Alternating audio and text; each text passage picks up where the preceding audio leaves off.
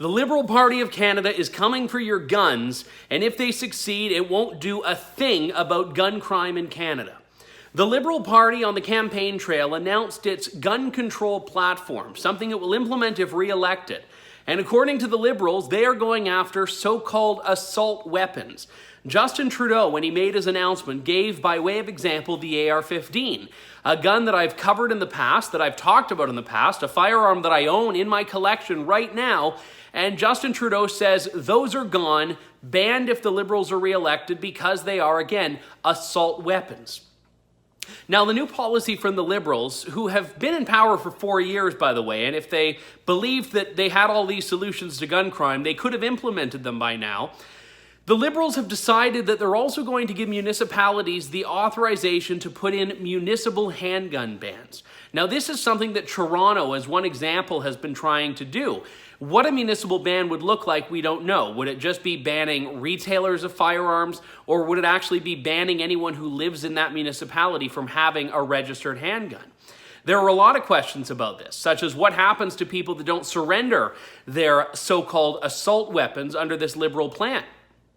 The Liberals, according to a CBC story, realized that this will cost up to $600 million to buy back the restricted rifles in circulation that they're really trying to target with this. And again, the people that are going to say, all right, government, here's my gun, are not the ones that are using them for anything illegal, because the illegal guns are by and large unregistered, illegally owned firearms, not the ones the government knows about, and the only ones that the government can do anything about are the ones that it knows about, that are registered. But the reason this is so important to talk about is because Canadians are being told that this is a public safety measure, that this is something that will make the streets more safe.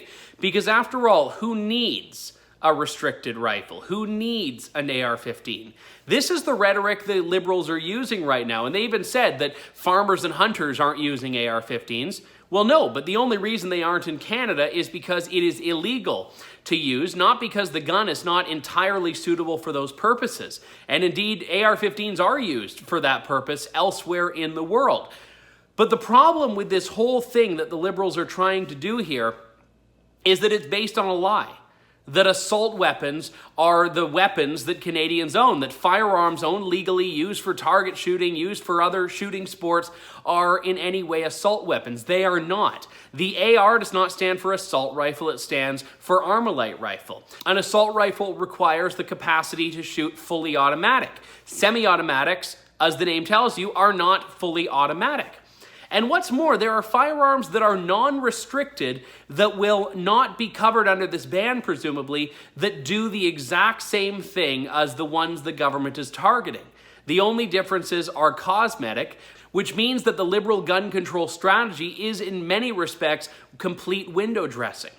Now, I asked a couple of questions of the Liberals about this policy in 2 separate emails to the Liberals' Media Relations Office. And the first question was how the government or the Liberal Party defines assault rifle or assault weapon. I received no response whatsoever. None. So either the Liberals don't know what the definition is, or they don't want to say because they know that it will not be an accurate reflection of what an assault rifle really is.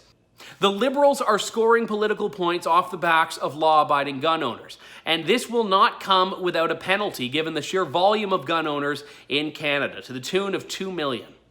This is why True North is standing up for firearms owners. I get it, I am one of them. When politicians spread misinformation about us, I take it personally, as I know you do. But we can't do this work without you. If you can chip in a few dollars or a few $100s to our election coverage fund to do the work the mainstream media isn't, head on over to tnc.news. For True North, I'm Andrew Lawton.